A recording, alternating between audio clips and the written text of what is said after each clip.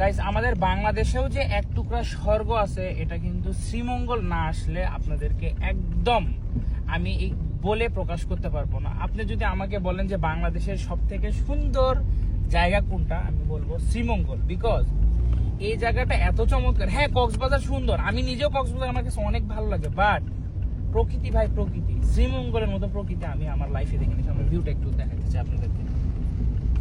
এটা আমার গলা ফাইটে চিৎকার করে কান্না করতে ইচ্ছা করতেছে, এত সুন্দর চমৎকার ভিউ।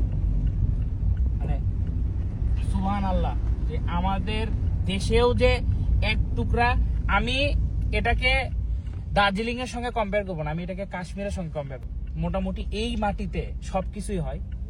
তো আমরা খুবই ঘুরতেছি এবং খুবই এনজয় করতেছি শ্রীমঙ্গলে। আর আপনাদেরকে রিকোয়েস্ট করব, আপনারা অবশ্যই অবশ্যই শ্রীমঙ্গল আসবেন ঘুরতে। মানে অস্থির একটা জায়গা।